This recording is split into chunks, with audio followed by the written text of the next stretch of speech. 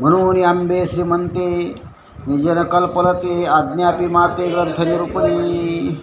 म्हणून हे आंबे, हे गुरुकृपेचे दृष्टीरूपी हे माते. अंबा म्हणजे कोण?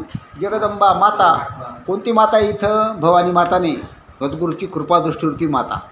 म्हणून आंबे श्रीमंते निजन कल्पलते हो आज्ञापी माते ग्रंथ निरूपणी. हे आंबे, हे माते, तू काय कर, मला आता ग्रंथ उत्पन्न करण्याकरता मला बुद्धी दे.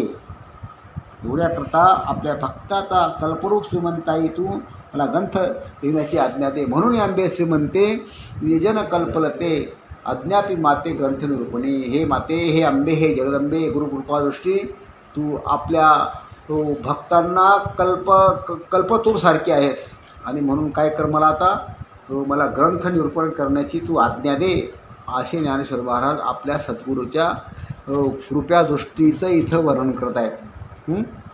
हो, काय कर म्हणतो आता? नवरशी भरवी सागरू करू कीर्तनाच्या गरू भावार्थाचे गिरीवरू.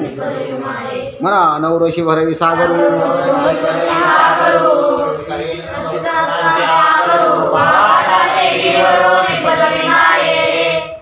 भावार्थाचे गिरीवरू माये. आता काय सांगितलं ज्ञानेश्वर महाराजांनी? असे मला ग्रंथ लिहू दे, असा ग्रंथ तयार होऊ दे, तर त्या ग्रंथामध्ये नवरस झाले पाहिजे. नवरस.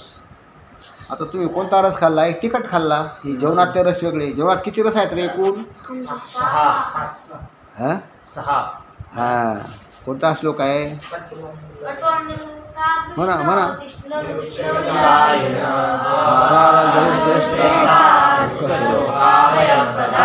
लावना त्युष्ण तीक्ष्ण वृक्ष विदाहिना. हे सारस षडरस हे जेवणातले रस आहेत. आणि व्याख्यानामध्ये 9 रस असतात. किती रस पाहिजे व्याख्यानामध्ये?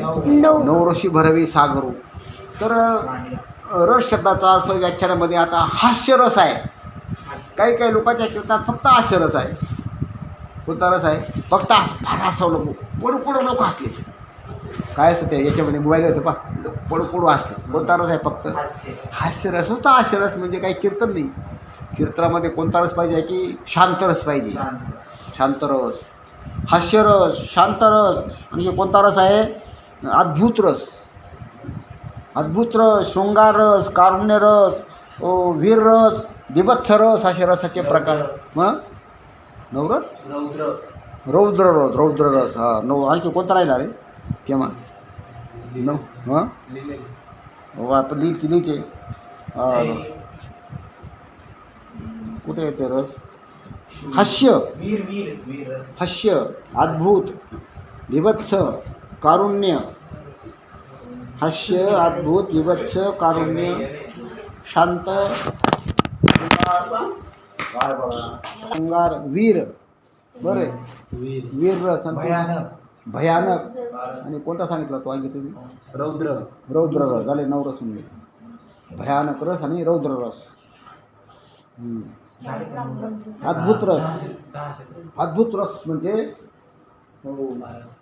अद्भुत रस म्हणजे कोणतं? त्या गोष्टी आहेत पहा, रावणाच्या. असं रावण का आपला कुंभकर्ण कसा होता? अद्भुत रसामध्ये गोष्ट आहे. आणि त्या लंकेमध्ये मदत मागण्याकरता गेला. लंकेमध्ये आणि मदत मागण्याकरता जेव्हा गेला तर मुक्कामी राहून गेला विभीषणकडे. सकाळी निघाला शेवच्याला, पुरी काय संडास होतं का? असे बाहेर गेला काय मोठा त्याला सरोवर दिसतं, मोठं तळ. आधी म्हणजे काय पाणी भारी आहे. त्याने कपडे काढले आणि टाकले त्याने उडी. आता भीम असतो, टाकला खाली, चालला तळ घ्यायला. कुठे? खाली चालला काय तळ सापडला नाही. हो, काय तळ खोल कस तरी घाबरून वर आला विभीषणाकडे. म्हणे, का हो ते तळ्याव काय खोले, कसं काय इतकं खोल तळ किंवा तुमच्या वाडावडलांनी?